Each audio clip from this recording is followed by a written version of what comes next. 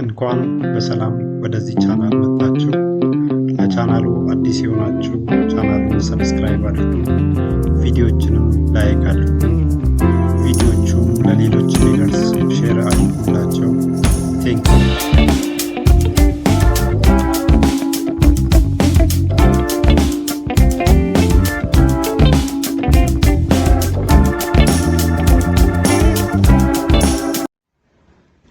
የፕሮቴስታንት ቤተክርስቲያን ድክመቶች።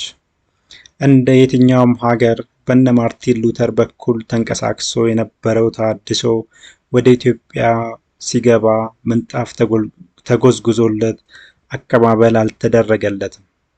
ይሁን እንጂ አጼዎቹ ክርስትናን በመጠበቅ ላይ ብዙ ስራ በመስራታቸው ምክንያት የእስልምና መስፋፋት ኢትዮጵያ ላይ ተገትቶ ነበረ። በዚህም የፕሮቴስታንት ተሐድሶ ወደ ኢትዮጵያ ሲንቀሳቀስ አድካሚ ስራ የሆንበት የነበረው ክርስትናን እና መጽሐፍ ቅዱሱን እንደ አዲስ የማስተዋወቅ ስራ ተሰርቶ ነበረ የጠበቀው። በዚህም ምንም እንኳን የተሐድሶው እንቅስቃሴ በጥቂት ቢጀመርም ሀገርን የማዳረስ አቅም ግን ነበረው። በዚሁ መልክም ሲስፋፋ ነበረ። ይሁን እንጂ ከቅርብ ጊዜያት ወዲህ በተለይ የግል አብያተ ክርስቲያናቱ እየተስፋፉ ሲመጡና ጫናቸው እየጨመረ ሲመጣ፣ እንደዚሁ በወንጌላውያኑ አብያተ ክርስቲያናት ውስጥ እየጎሉ በመጡ ውስጣዊ ድክመቶች ምክንያት ግን የተሐድሶ እንቅስቃሴው የመስፋፋት ታሪክ ውዝግብ ውስጥ ገብቷል። ከላይ በስፋት እንደቀረበው ከግል አብያተ ክርስቲያናቱ ጋር በተያያዘ የተፈጠረው ውዝግብ እንዴት ሊፈታ እንደሚችል በስፋት ተመልክተናል። በዚህ ክፍል ደግሞ የወንጌላውያኑ አብያተ ክርስቲያናትን ውስጣዊ ድክመቶች እና የመፍትሄ አቅጣጫዎችን በስፋት እንመለከታለን። እነዚህ የአብያተ ክርስቲያናቱ ውስጣዊ ድክመቶች ከእያንዳንዱ ምዕመን ከአብያተ ክርስቲያናቱና ከአብያተ ክርስቲያናቱ ህብረት ጋር የተያያዘ ሲሆን ሁሉንም በስፋት እንመለከታለን። በመጀመሪያም የምዕመናን ድክመቶች። ምዕመናኑ ጋር የሚታዩት ድክመቶች ከዳግም መወለድ ፈቅ የማይል ክርስትና፣ የወንጌል ምስክርነትን የሁሉም አማኝ ስራ አድርጎ ያለመመልከት ችግር፣ ከቤተ ክርስቲያን የተነጠለ ክርስትና፣ መጽሐፍ ቅዱሱን በየአውዱ ያለመመልከት ችግር እና በኢየሱስ ማመን የሚለውን መሰረታዊ ዕውቀት ያለመረዳት ችግሮች ናቸው። ቀጥለን እንመለከታለን። በመጀመሪያም ከዳግም መወለድ ፈቅ የማይል ክርስትና።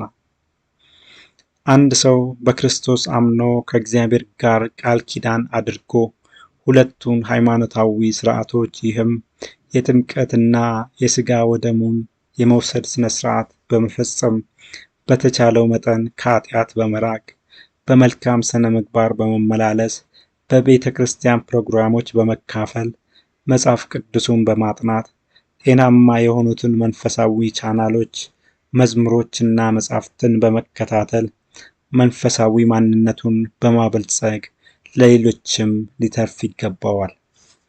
ዛሬ ላይ አብዛኛው አማኝ ይህንን ከዳግም መወለድ ቀጥሎ ያሉትን ይህም ራስን በመንፈሳዊ ነገር የማበልጸግ ከዚያም አልፎ ለአገልግሎት የመነሳት ሐሳብ በውስጡ የለም።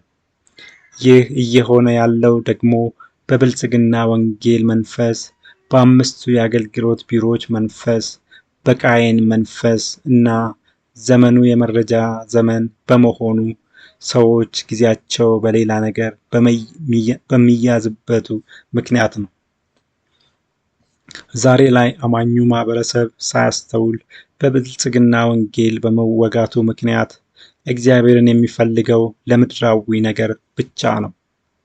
እግዚአብሔር ደግሞ አማኙን የሚፈልገው አማኙ በመንፈሳዊ ነገር እያደገ በመንፈስ ቅዱስ ጸጋዎች እየተቀባ መንፈሳዊ ፍሬዎችን እያፈራ ክርስቶስን ወደ መምሰል እንዲያድግ ነው። በዚህም አማኙ ከእግዚአብሔር የሚፈልገው ሌላ ነገር፣ እግዚአብሔር ደግሞ ከአማኙ የሚፈልገው ሌላ ነገር ሆኖ አማኙና እግዚአብሔር ምስራቅና ምዕራብ የሆኑበትን ሁኔታ ነው የተፈጠረው። በተመሳሳይ መንፈስም የአምስቱ አገልግሎት ቢሮዎች አሰራር አማኙ ማህበረሰብ ላይ የአገልጋይና ተገልጋይ ኬላ ስለሚሰራ አማኙ ማህበረሰብ ከተገልጋይነት ኬላ ወጥቶ ራሱን ወደ አገልጋይነት እንዳያድግ እያደረገ ይገኛል። በዚህም ዛሬ ላይ ነቢይ ወይንም ሐዋርያ ካልጸለየ በቀር ለራሱ ወይ ለቤተሰቡ ወይ ለሰፈር የጸሎት ቡድን ደፍሮ የሚጸልይ ሰው እንኳን የለም። በዚህም የማይጸልይ ብቻ ሳይሆን ጸሎትን የማያውቅና ያለ አማላጅ ነቢይ ወይ ሐዋርያ ለራሱ መጸለይ የማይችል ደካማ ትውልድ እየተፈጠረ ይገኛል። ሌላው ጋር ያለው ችግር ደግሞ አንዳንዱ አማኝ ዛሬ እንደፈለገ ተዝናንቶ ከዚያ ዕድሜው ሲገፋ በዘዴ ወደ ቅድስና ሕይወት በመመለስ ከሁለቱም ዓለሞች ለመቋደስ በተሳሳተ ካልኩሌተር ሲንቀሳቀስ ይታያል። ይሁን እንጂ ፈጣሪ ሰዎችን የሚፈልገው አሁን ባሉበት በጉብዝናቸው ወቅት እንዲያመልኩትና እንዲያገለግሉት ነው። የጉብዝና ወራት ለራስ የድካም ጊዜን የጉብዝናን ወራት ለራስ የድካም ጊዜን ለእግዚአብሔር መስጠቱም የቃየን መስዋዕት ነው። ቃየን ከሰብሉ እንዳደረገው እነዚህ አማኞችም ከጊዜያቸው እንደዚህ እያደረጉ ይገኛል። እግዚአብሔር ቃየንን ሲረግመው ኮብላይና ተቅበዝባዥ ትሆናለህ እንዳለው እነዚህ ሰዎችም ቤተ ክርስቲያንን ትተው የሚኮበልሉበት አሰራር ውስጥም ተመሳሳይ እውነታ እንመለከታለን። በዚህም በቃየን መንገድ ከመሄድ ከነ አቤል ጋር መስዋዕት ማቅረቡ ብልህነት ነው። አሁን ያለንበት ዘመን የመረጃ ዘመን ይባላል። በዚህም የአሁኑ ትውልድ በማህበራዊ ሚዲያና በሜይንስትሪም ሚዲያዎች በኩል በሚተላለፍ የእግር ኳስ፣ የማህበራዊ ህይወት ጉዳይ፣ የጌም፣ የሎተሪ፣ የዶክመንተሪ፣ የዜና፣ የኮሜዲ፣ የፊልም ህልቆ መሳፍርት መረጃ ውስጥ ተውጦ ይገኛል። በዚህም ሰዎች የመዝናኛና ስጋዊ ጉዳይ ላልሆነው ለመንፈሳዊ ጉዳይ የሚሰጡት ቦታ ኢምንት እየሆነ ይገኛል። በዚህም በየአካባቢያችን እንደምንመለከተው አሁን እየመጣ ያለው ትውልድ ሳይስተዋል ጋድለስ ሶሳይቲ እየሆነ ይገኛል። በአጠቃላይ ስንመለከት ዛሬ ላይ ያለው አማኙ ማህበረሰብ በእነዚህ አራቱ ምክንያቶች ከዳግም መወለድ ፈቅ ያላለ የክርስትና ህይወት ውስጥ ይገኛል። ይህ ደግሞ መንፈሳዊ መቀንጨርን እየፈጠረ ይገኛል። በአቅንጭራ መንፈስ የተወጋ ተክልን ማንም እንደማይፈልገው ሁሉ እግዚአብሔርም ሰዎች መንፈሳዊ እድገት አሳይተው መንፈሳዊ ፍሬ ሊያፈሩለት ካልቻሉ አይፈልጋቸውም፣ ቆርጦ ያስወግዳቸዋል። ኢየሱስ ብዙ ስፍራዎች ላይ ስለ ክርስትና ምንነት ሲያስረዳ የወይን እርሻን በተምሳሌት በመውሰድ ነው። ስለ ወይኑ ማሳና ስለ ገበሬውም ሲናገር ዮሐንስ 15:1-2 እውነተኛ የወይን ግንድ እኔ ነኝ፣ ገበሬውም አባቴ ነው። ፍሬ የማያፈራውን በእኔ ያለውን ቅርንጫፍ ሁሉ ያስወግደዋል፣ ፍሬ የሚያፈራውን ሁሉ አብዝቶ እንዲያፈራ ያጠራዋል። ማቴዎስ 3:10 አሁንስ ምሳር በዛፎች ስር ተቀምጧል።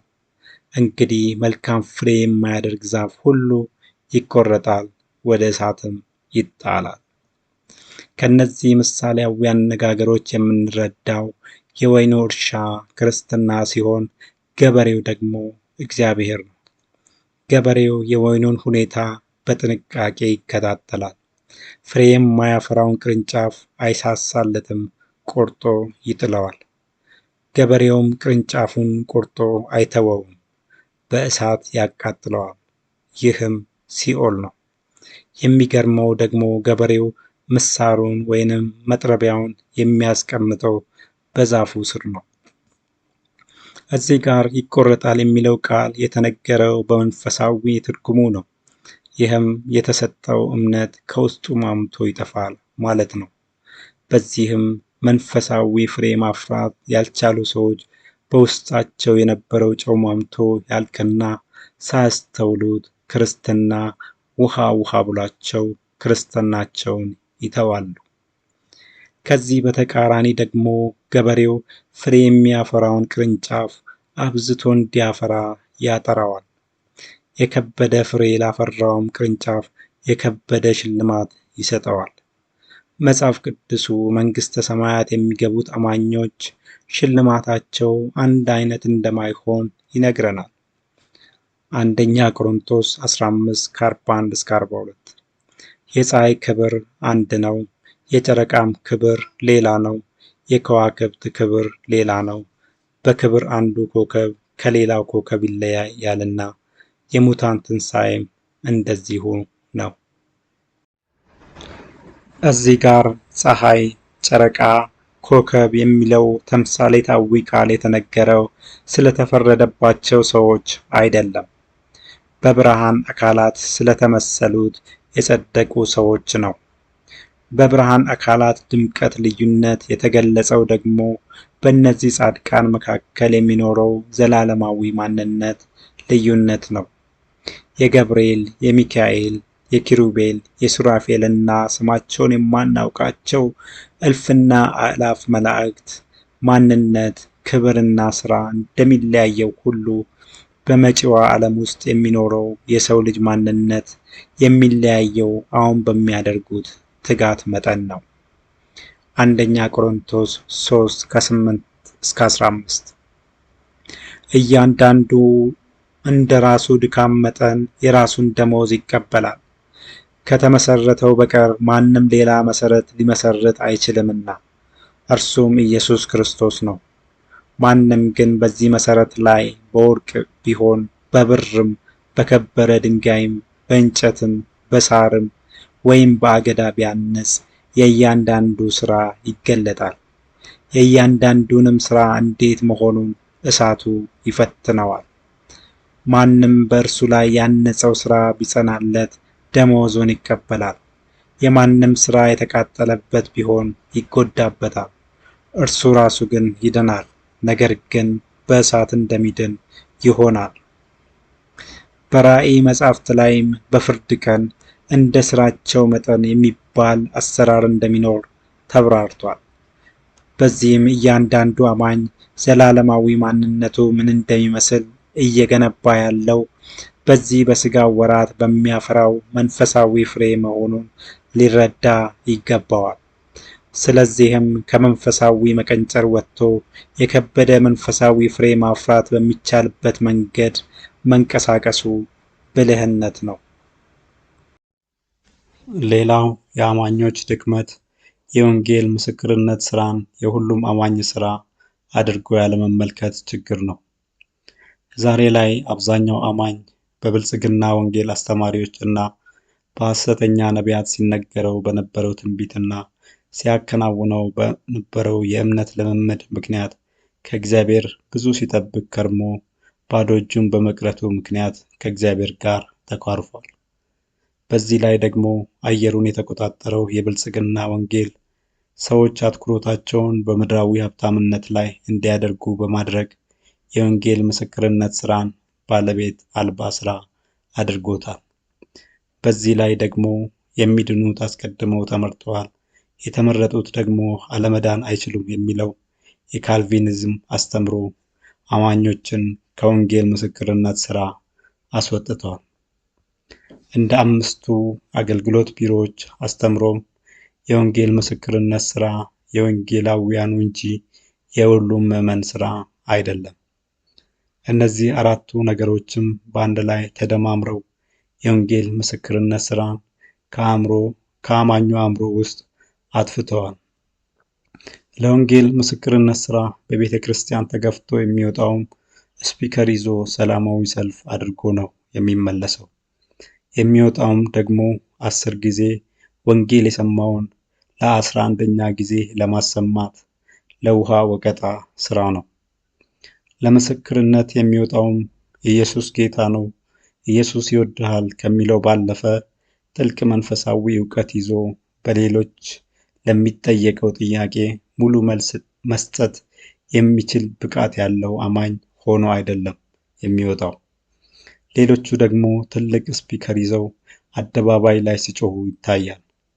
ይሁን እንጂ በጩኸትና ወከባ ውስጥ መልእክት መተላለፍ ከሚችልበት ሁኔታ አንጻር፣ የሰዎችን መብት ከመጋፋት አንጻር፣ አካባቢን ከመረበሽ አንጻር፣ ሰዎች ላይ የንዴትና የጥላቻ መንፈስ ከመፍጠር አንጻር፣ ያላመኑት ሰዎች ነገ ፕሮቴስታንት ከሆንኩ እንዲህ ነው እንዴ የምሆነው ብለው እምነቱን እንዲፈሩ ከማድረግ አንጻር ሲታይ ግን ይህ አሰራር ውጤታማ ስራ አይመስልም።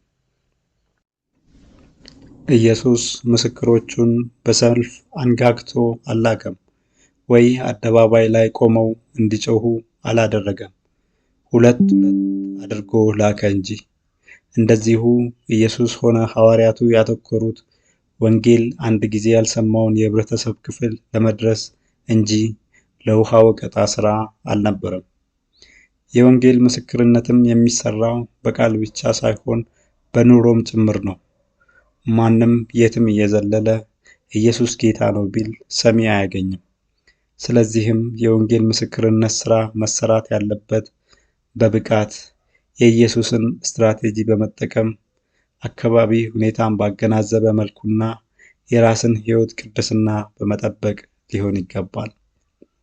ለወንጌል ምስክርነት ትልቅ ፈተና የሆኑት ከላይ የቀረቡት የብልጽግና ወንጌል አስተምሮ፣ ሐሰተኛ ነቢያቱ፣ የአምስቱ አገልግሎት ቢሮዎች አስተምሮና የካልቪኒዝም አስተምሮ ቢሆኑም ከሁሉ በላይ ከፋው የወንጌል ስርጭትን ሙሉ በሙሉ ለማስቆም የተነሳው ግን የካልቪኒዝም አስተምሮ ነው።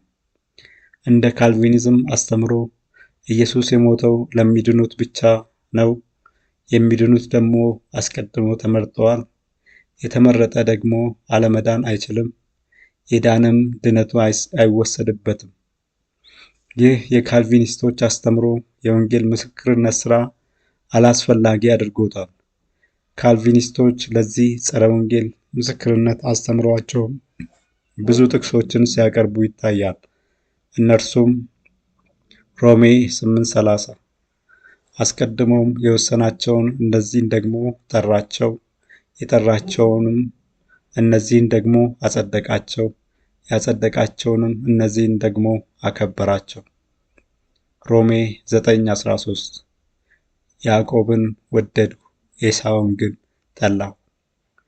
ዮሐንስ 6:37 አብ የሚሰጠኝ ሁሉ ወደ እኔ ይመጣል፣ ወደ እኔም የመጣውን ከቶ ወደ ውጪ አላወጣውም።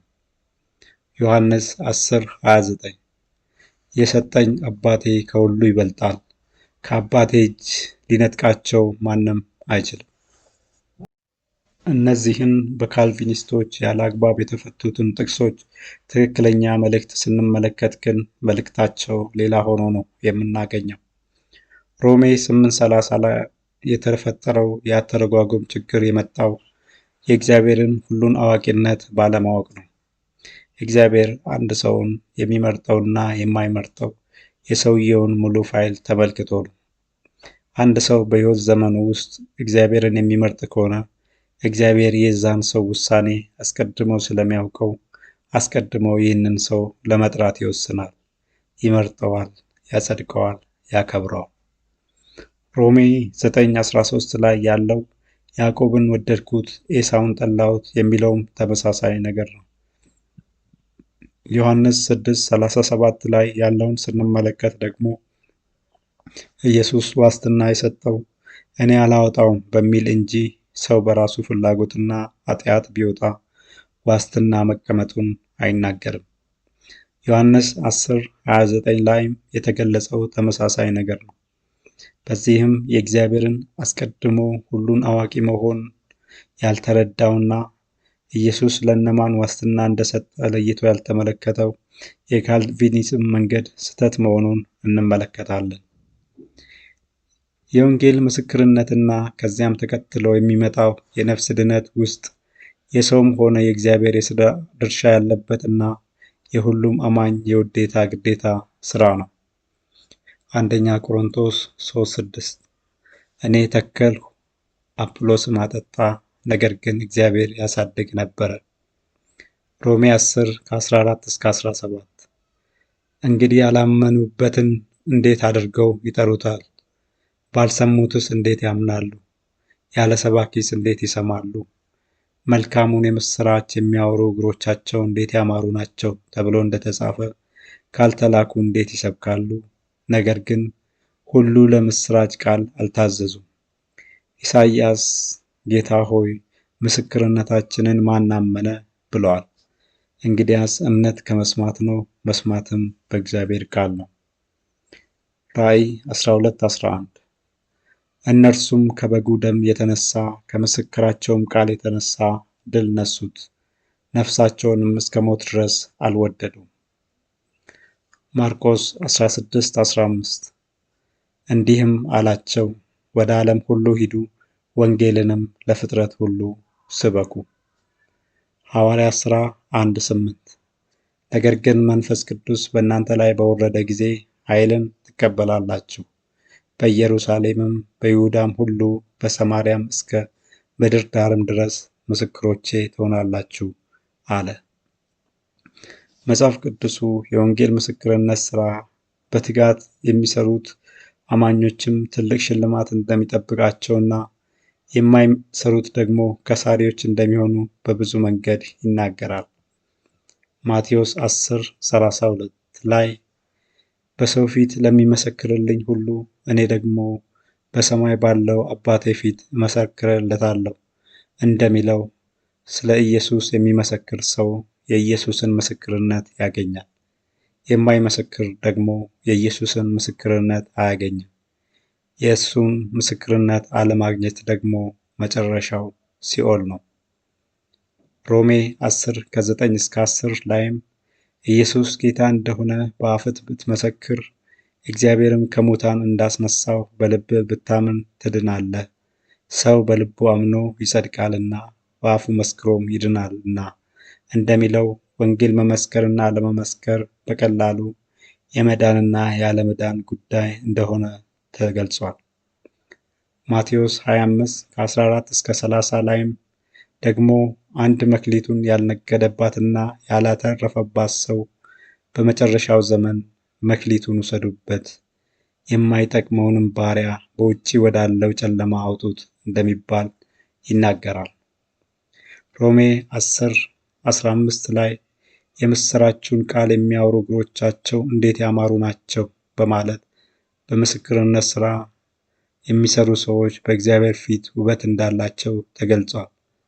በተቃራኒው የሚንቀሳቀሱት ይህም የምሥራቹን ወንጌል የማይመሰክሩ ሰዎች በእግዚአብሔር ፊት ምን እንደሚመስሉ መገመት ይቻላል።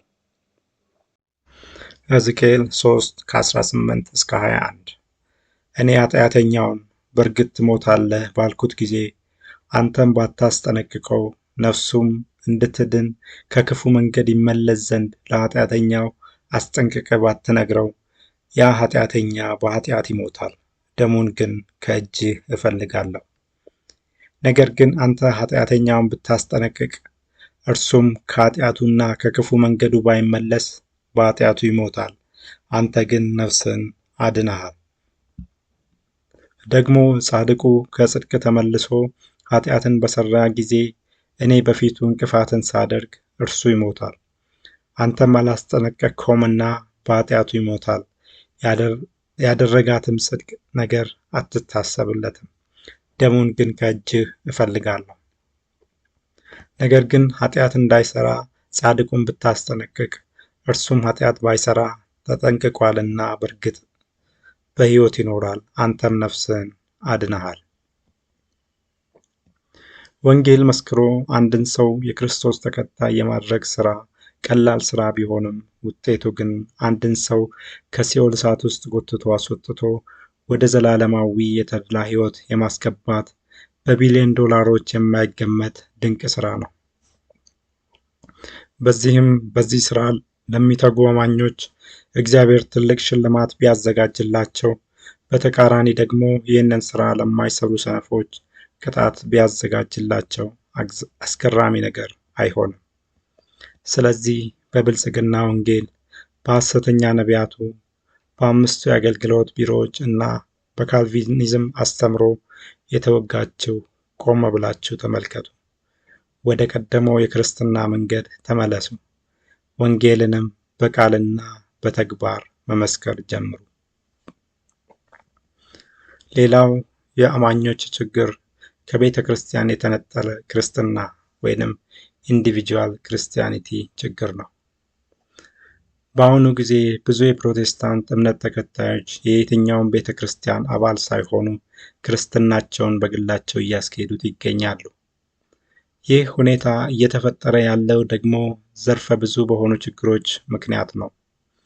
ከነዚህ ውስጥ ዋነኞቹ በብልጽግና ወንጌል ተጨባጭ ያልሆነ የቅዠት ዓለም አስተምሮ በመሰላቸታቸው፣ በሐሰተኛ ነቢያቱ የሐሰት ትንቢት ምክንያት ከእግዚአብሔር ጋር ተኮራርፈው በመቀመጣቸው፣ ከሚነሳው ነቢይ ጋር እየሮጡ ቋሚ ስፍራ በማጣታቸውና በራሳቸው ስንፍና ምክንያት ነው።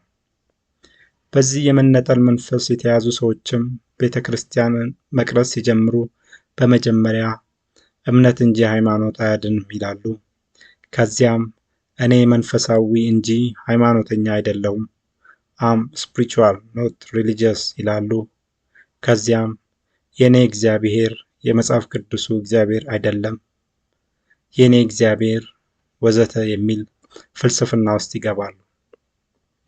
በመጨረሻም እግዚአብሔር የለም እምነት ውስጥ ይገባሉ። ይህ ሂደትም በብዙ ሰዎች ላይ የታየ እውነታ ነው። በዚህ ችግር ውስጥ የገቡ ሰዎችም ከቤተ ክርስቲያን እንደመነጠላቸው መጠን በብዙ ችግሮች ውስጥ ሲኖሩ ይታያሉ። ለተለያዩ አሳሳች ትምህርቶች ሲጋለጡና በመጨረሻም ክርስትናቸውን ሲተዉ ይታያል። በክርስቲያኖች ህብረት ውስጥ መሆን ዘርፈ ብዙ ጥቅሞች አሉት።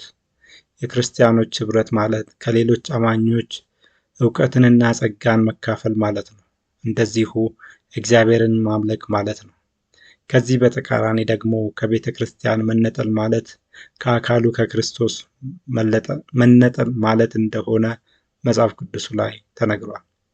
ከክርስቶስ የተነጠለ ደግሞ ምንም እንኳን ራሱን ከክርስቶስ ያልነጠለ አድርጎ ቢመለከት እንኳን ይህ ሰው ከክርስቶስ የተነጠለ ሰው መሆኑን መጽሐፍ ቅዱሱ ይመሰክርበታል። ዕብራውያን 10:25 ላይ ደግሞ የአማኞች እርስ በርስ መሰባሰብ ቀኑ እየቀረበ ሲመጣ የበለጠ መጠናከር እንዳለበት ይናገራል። ይሁን እንጂ በዚህ ቀኑ እየቀረበ ባለበት ዘመን ከቤተ ክርስቲያን እየራቀ ያለ አማኝ ከቃሉ በተቃራኒ እየሄደ እንደሆነ ሊያረጋግጥ ይገባዋል።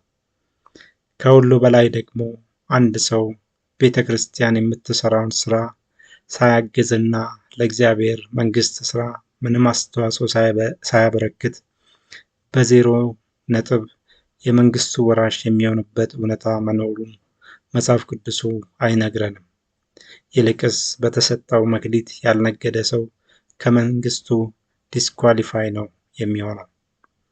ስለዚህም ራሳቸውን ከቤተ ክርስቲያን የነጠሉና እየነጠሉ ያሉ ሰዎች ራሳቸውን ወደ አካሉ ወደ ቤተ ክርስቲያን ሊመልሱ ይገባል።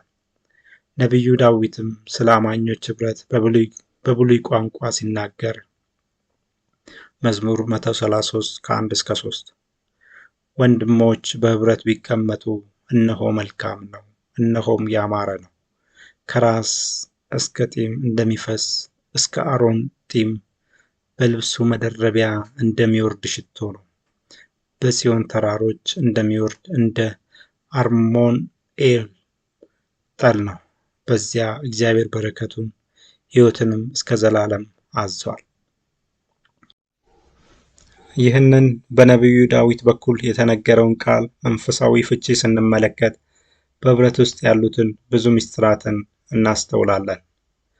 ከአማኞች ከቤተ ክርስቲያን የመነጠል ችግር ጋር በተያያዘ ይህንን ችግር መመልከት የሚገባቸው አማኞችም ብቻ አይደሉም፣ ቤተ ክርስቲያንም ጭምር እንጂ። ቤተ ክርስቲያን ለአማኞች አስፈላጊውን ምግብ በማቅረብ ላይ ተግታ ልትሰራ ይገባል። ከሁል ጊዜው ትሻገራላችሁ፣ ትበለጽጋላችሁ፣ ትፈወሳላችሁ፣ ታሸንፋላችሁ የብልጽግና ወንጌል የወለደው የፉከራና የፉገራ ወንጌል ልትወጣና ወደ ቀደመው መንገድ ልትመለስ ይገባል። ሌላው የአማኞች ችግር መጽሐፍ ቅዱስን በየአውዱ ያለመመልከት ችግር ነው። በዚህ ዘመን ብዙ አማኞች አውዳዊ የሆኑትን የመጽሐፍ ቅዱስን ክፍሎች በግርድፉ በመመልከት ሲፈተኑ እየተመለከትን ነው። ለምሳሌ የወር አበባ የተመለከተች፣ የዘር ፈሳሹ የፈሰሰው፣ ብልቱ የተቀጠቀጠ፣ አካለ ጎደሎ የሆነ፣ ድንክ፣ ትርፍ አካል ያለው፣ የቆዳ በሽታ ያለበት ወዘተ እርኩስ ነው፣ ቤተ መቅደስ እንዳይገባ የሚሉትንና የመሳሰሉትን መጽሐፍ ቅዱሳዊ ቃላት በሌሎች ሃይማኖት ተከታዮች ሲጠቀሱ አማኞች ሲደናገጡ እየተመለከትን ነው። ይሁን እንጂ እነዚህ ሃይማኖታዊ ስርዓቶች የተደነገጉት በራሳቸው አውድ በመሆኑ የሚፈቱትም በአውዱ ነው። በመጀመሪያ ሊታወቅ የሚገባው መጽሐፍ ቅዱሱ የሁለት ሃይማኖቶች መመሪያ መጽሐፍ መሆኑን ነው። የአይሁድና የክርስትና። ክርስትና ሳይመጣ በፊት የአይሁድ ሃይማኖት ስርዓቶች ሲከናወኑ የነበሩት በሚታዩና በሚጨበጡት ነገሮች ነበረ። በድንጋይ ጽላት፣ በተገነባ ቤተ መቅደስ፣ በሚሰዋ እንስሳ፣ በሚቃጠል መስዋዕት ወዘተ። ዛሬ እነዚህ የአይሁድ ሃይማኖታዊ ስርዓቶች በክርስትናው በሌላ ነገር ተተክተዋል። ሃይማኖታዊ ስርዓት ወግ ሊሻር ይችላልና የማይሻረው ሕግ ብቻ ነው። በዚህም የአይሁድ ሃይማኖታዊ ስርዓትና የክርስትና ሃይማኖታዊ ስርዓት የተለያየ ነው። ከላይ የተመለከትናቸው ቤተ መቅደስን ያረክሳሉ የተባሉት ነገሮች የተደነገጉት ለአይሁድ ሃይማኖት ቤተ መቅደስ ስርዓት ነው። በአዲሱ ኪዳን ቤተ ክርስቲያን እንጂ ቤተ መቅደስ ራሱ የሰው ልጅ ነው። በዚህም እነዚህ ሰዎች ቤተ መቅደስ እንዳይገቡ ሲባል ለብሉይ ኪዳን አሰራር እንጂ ለአዲስ ኪዳኑ አሰራር እንዳልሆነ ግልጽ ነው። በዚህም የእነዚህን ትእዛዞች አፈታት ማወቅና መፍታት ያለበት የአይሁድ እንጂ ከክርስቲያን አይደለም። በተመሳሳይ ሁኔታም ከሰሎሞን ሚስቶችና ቁባቶች ብዛት ጋር በተያያዘ ብዙ አነጋጋሪ ጥያቄዎች ለክርስቲያኖች ሲነሱ ይታያል። ይህም ተመሳሳይ ነገር ነው። በአይሁድ እምነት ውስጥ የነበረው የሰሎሞን አሰራር የክርስትና መስራቾች የሆኑት ኢየሱስና ሐዋርያቱ ጋር አልተመለከተም። ስለዚህም በአይሁድ ሃይማኖት ውስጥ ስለነበረው ሰሎሞን አሰራር ትክክለኛነትና ስህተትነት ትንታኔ መስጠት የሚችሉት የአይሁድ እምነት ተከታዮች እንጂ ክርስቲያኖች አይደሉም። በብሉይ ኪዳን ዘመን የብዙ ተባዙ ምርቃት ሲፈጸም የነበረው ብዙ ልጆችን በመውለድ ነበረ። በአዲስ ኪዳን ዘመን ደግሞ ይህ የሚፈጸመው ሰዎችን ወደ እግዚአብሔር መንግሥት በመቀላቀል ነው። የአይሁድ ሃይማኖት መሪዎች እና የክርስትና ሃይማኖት መሪዎች መካከልም የታየው ልዩነትም ይኸው እውነታ ነው። ከክርስትናም ጋር ተያይዞ ኢየሱስ አምላክ ሆኖ እንዴት ተገደለ የሚሉና በተቃራኒው ደግሞ ኢየሱስ ሰው ሆኖ እንዴት ይመለካል? ሌላው እግዚአብሔር አንድ ሆኖ እንዴት ሶስት ይሆናል የሚሉና በተቃራኒው ደግሞ እግዚአብሔር ሶስት ሆኖ እንዴት አንድ ይሆናል? በመሳሰሉት ጥያቄዎችም ብዙዎች ግራ ሲጋቡ እየተመለከትን ነው። እነዚህ ጥያቄዎች ውስጥ የተሰሩትን ማደናገሪያዎች ለመረዳት አንዱን ለምሳሌ ብንወስድ ኢየሱስ አምላክ ሆኖ እንዴት ይደበደባል፣ ይራባል፣ ይገደላል የሚለውን ብንመለከት ማደናገሪያ ጥያቄው የተመሰረተው የኢየሱስ የሰው አምላክ ተዋህዶነት ውስጥ ያለውን የሥጋ ማንነት ባህሪ ለአምላካዊ ማንነት በመስጠት ነው። ነገር ግን የተደበደበው፣ የተራበው፣ የተገደለው የኢየሱስ ሥጋዊ ማንነት እንጂ አምላካዊ ማንነቱ አይደለም። የኢየሱስን አምላካዊ ማንነት ይቅርና የሰው ነፍሳዊ ማንነት እንኳን ማንም ሊጎዳ አይችልም። ማቴዎስ 10:28 ሥጋን የሚገድሉትን ነፍስን ግን መግደል የማይቻላቸውን አትፍሩ። እውቀት የሌለውን ሰው ማደናገር የፈለገ ሰው ግን ይህን የአንድ ነገር ሁለት ማንነቶች አንስቶ አንዱን ማንነት ከሁለተኛው ማንነት ጋር አያይዞ ማምታታት ይችላል። ነገር ግን ክርስትና የገባው አማኝ እንደዚህ አይነት አደናጋሪ ጥያቄዎች ሲነሱበት አስቀድሞ ጥያቄውን በየአውዱ ነው የሚመለከተው። ሌላው ብዙ ሰዎችን የሚያደናግረው ስለ አልኮል መጠጥ በተነገሩት ትዕዛዞች ላይ ነው። መጽሐፍ ቅዱሱ ላይ መጠጥን ለሆድ በሽታ እንዲጠጣ አዟል። ብርቱ መጠጥ ስጡትም ብሏል። እግዚአብሔር ያረጀ የወይን ጠጅ ይጋብዛቸዋልም ተብሏል። ኢየሱስ የሚያሰክር ወይን ጠጅ ሰዎችን ጋብዟል። ወደ ወይን ጠጅ አትመልከት ተብሏል። አትስከርም ተብሏል። እንዳይጠጣ የተባለ ሰው አለ። ታዲያ የአልኮል መጠጥ ላይ የመጽሐፍ ቅዱስ አቋም የትኛው ነው የሚለው ጥያቄ ፊት ለፊት ሲታይ አወዛጋቢ ጥያቄ ነው። በዚህ ዘመን ለሆድ በሽታ መድኃኒት በመፈብረኩ ምክንያት የአልኮል መጠጥ ለመድኃኒትነት የሚጠቀም ሰው የለም። በዚህም ለጢሞቴዎስ ብቻ ተለይቶ የተነገረው ጥቅስ መጠቀም አይቻልም። ሌሎቹ ጥቅሶች ግን የሚፈቱት እንደየአውዳቸው ነው። ጠጪዎችን ለማዳን እግዚአብሔር ለጠጪዎች የሚናገረው በሚገባቸው መንገድ መጠጥን ምሳሌ በማድረግ ነው። ሌሎች ሰዎች ደግሞ እንዳይሰክሩ ታዘዋል። መንፈስ ቅዱስን በልባቸው ያስተናገዱት ሰዎች ደግሞ እንዳይቀምሱ ታዘዋል። በዚህም መጽሐፉ የሚናገረው በተለያዩ ደረጃዎች ለሚገኙ ሰዎች ነው። ሁሉም መኖር ያለበት በየደረሰበት ደረጃ ነው። መንፈስ ቅዱስ በእኔ ላይ ነው ብሎ የሚያምን ሰው አልኮል መቅመስ የለበትም። ሌላው ሰው ደግሞ እንደ ክርስትና የእድገት ደረጃው ስካር ደረጃ ሳይደርስ መጠጣት ይችላል። ከመጨረሻው ዘመንም ጋር በተያያዘ በክርስቲያኑ ማህበረሰብ ዘንድ ብዙ ውዝግቦች ይታያሉ።